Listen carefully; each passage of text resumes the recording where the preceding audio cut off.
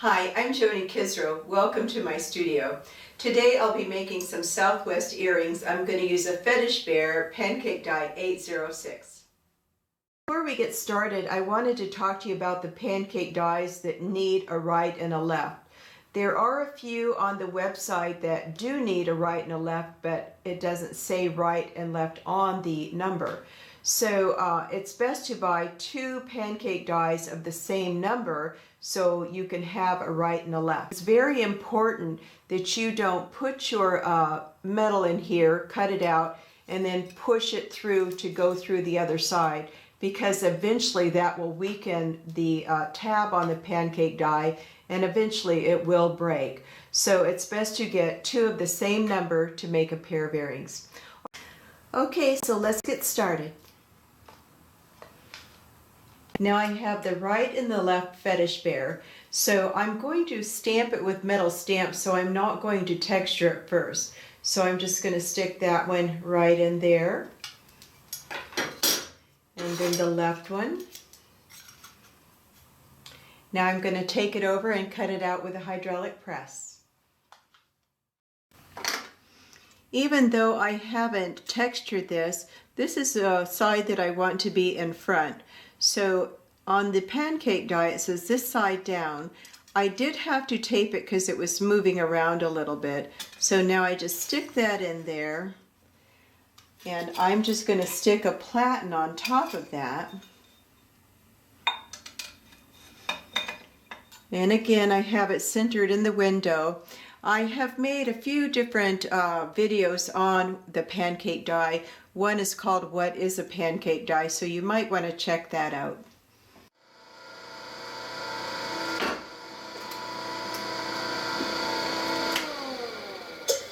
So you heard a little pop. Now I'm just going to take this platen off,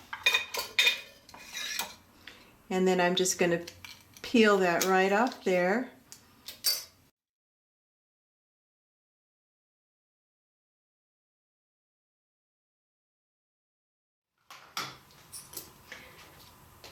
The next thing I want to do is just to cut this little tab off. So since it's curved, I like to draw a line. Now I'm just going to cut this tab off.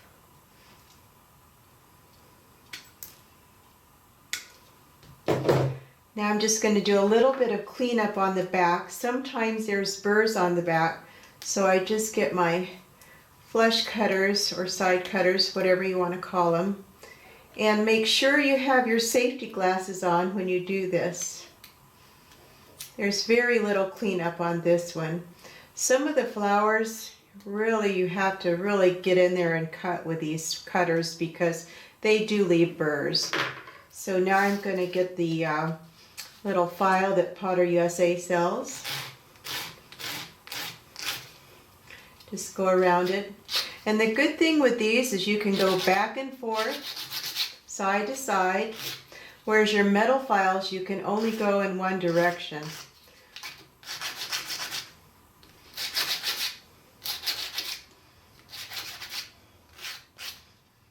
So that feels pretty good.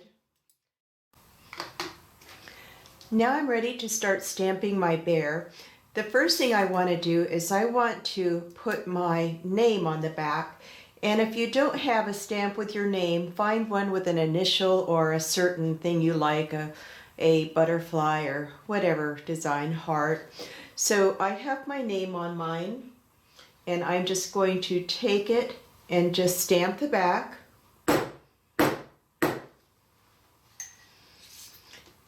Now I'm ready to start stamping the front.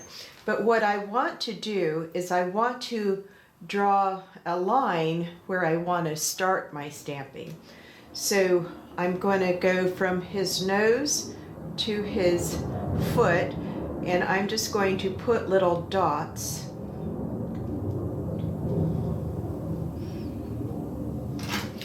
All right, now that's where I want to start to draw my line.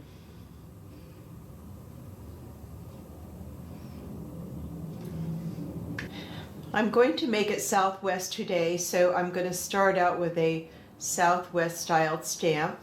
And you see it's like a a V, a wide V. So I'm going to put this corner and this corner right on my line.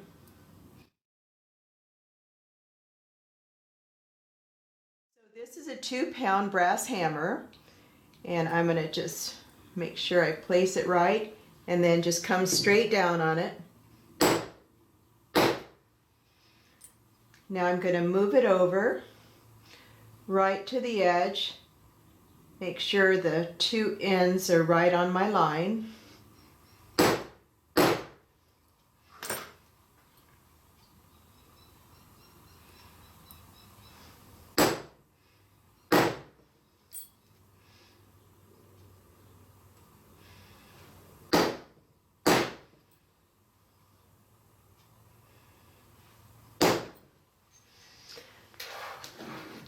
Now I'm going to get my plastic mallet and just hammer it down so it's flat again. And now I'm going to use a different stamp. I'm going to put circles in between the V on the top. And then I'm going to put a different design on the foot and a little square on the bottom of the V's. So I'm going to get that done and be back with you in a moment. I finished stamping my bears. Now I'm going to put a hole for the ear wires, and then I'm going to slightly dome it.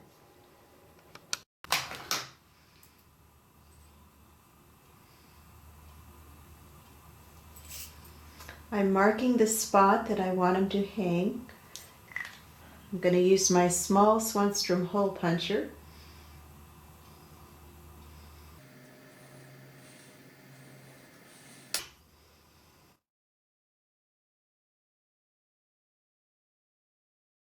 Now I want to give them a slight dome, and what I've been doing for many years is I've been putting it on a stack of leather. So I just get some leather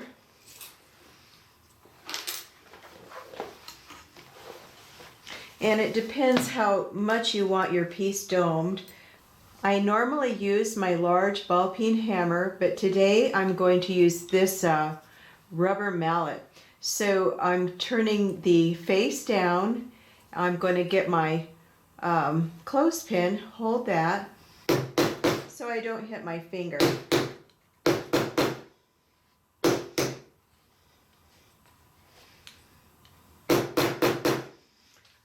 So that's perfect. I just wanted a very slight dome on that.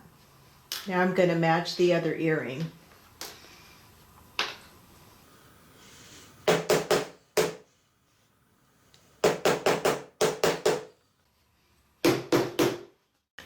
Now I'm going to oxidize them, clean the excess oxidation off, and put the ear wires on and show you the finished earrings.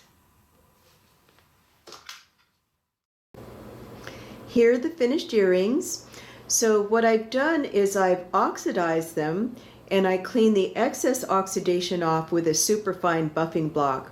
Then I sealed it with a Renaissance wax so that oxidation just stays down into the stamp work and then it really makes it pop. So thank you.